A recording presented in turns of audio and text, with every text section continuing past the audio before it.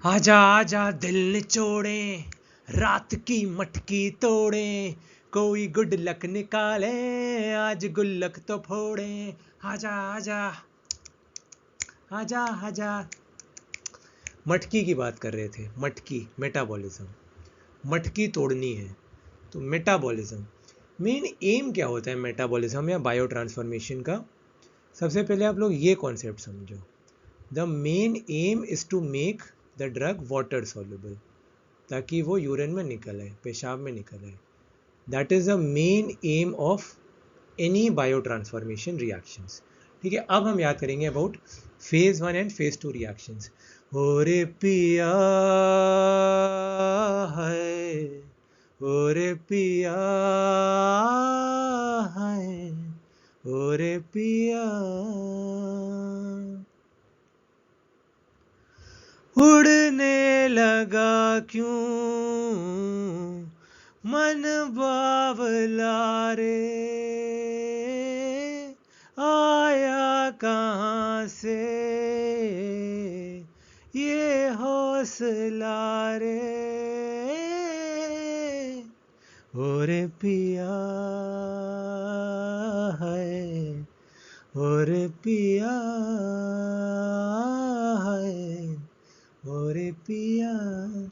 जैसे आपको पता है, I am super excited, Indian idol start होने वाला है, ऑडिशंस में देख के I am just amazed by the superb singing. तो मैं गाना क्यों गा रहा हूँ भाई? क्योंकि आपको सब याद कराने, फेज 1 फेज 2 रिएक्शन इस गाने में सब याद हो जाएगा। बताता हूँ कैसे। देखिए, दो तरह के रिएक्शंस मैंने बोला था। पहले तो आप लोग फर्स्ट ईयर में बायोकेमिस्ट्री पढ़ चुके हो। बायोकेमिस्ट्री में दो रिएक्शंस होते हैं, एक होता है कैटाबॉलिज्म जहाँ पे चीज़ें टूटती हैं, और एक होता है एनाबॉलिज्म जहाँ पे नई चीज़ें बनती हैं। ये आप लोग बायोकेमिस्ट्री में फर्स्ट ईयर में पढ़ चुके हो, और साथ ही साथ आप इसको बायो में भी पढ़ चुके होगे। 11th क्लास में मैंने तो अपने बायोलॉजी में पढ़ा था स्कूल में, कैटाबॉलिज्म एंड एनाबॉलिज्म। तो जो कैटाबॉलिक रिएक्शंस होते हैं दे आर फेज 1 रिएक्शंस, और जो एनाबॉलिक होते हैं these are the phase 2 reactions. ठीक, अब जो मैंने गाना गाया था, बोलोगे सर उस गाने का तो रेलेवेंस बताओ। अभी बता देते हैं, सब बता देते हैं। ऑक्सीडेशन,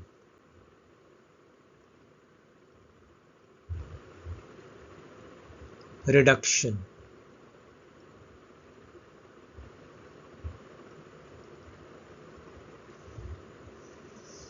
हाइड्रोलिसिस,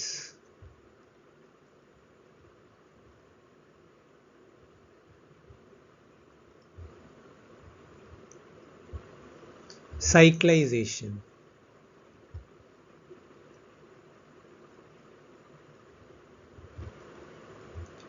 डीसाइक्लाइजेशन,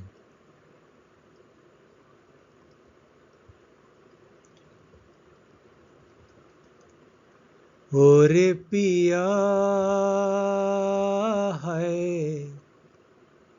समझ गए आप लोग? ठीक, अब फेज 2।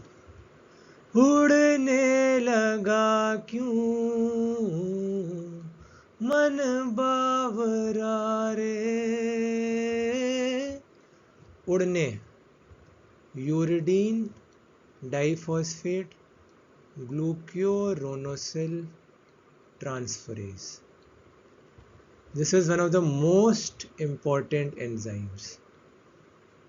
क्यों मैं इसको बहुत एम्फोसाइज कर रहा हूँ? क्योंकि ये पूछा है था एग्जाम में, यूडीपी ग्लूक्योरोनोसिल ट्रांसफरेज जो एंजाइम होता है वो कौन से फेज 2 रिएक्शन को कैटलाइज करता है?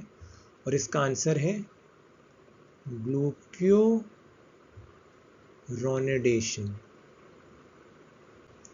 ठीक, ये बहुत कॉमनली पूछा जाता है, मोस्ट कॉमन कौन से होते हैं?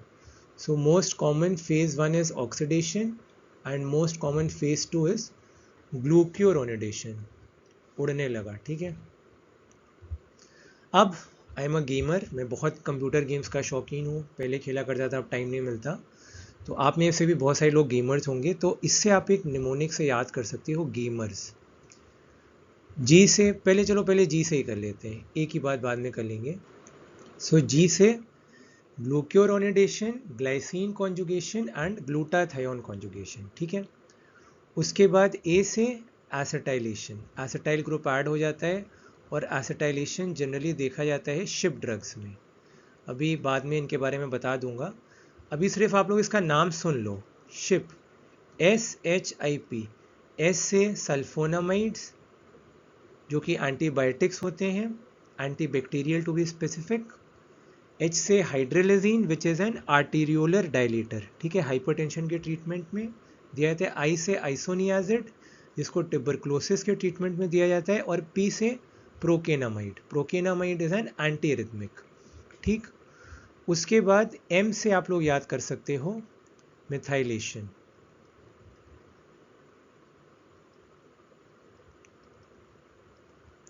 गेमर्स, ठीक है, I was an avid gamer, अब तो इतना टाइम नहीं मिलता। गेमर GAMER, आर से यहाँ पे मैं मेंशन कर दे रहा हूँ, आर से राइबो न्यूक्लियोसाइड और न्यूक्लियोटाइड सिंथेसिस, ठीक। ये हो गया गेमर्स। लास्ट एस है, एस से सल्फेट कॉन्जुगेशन।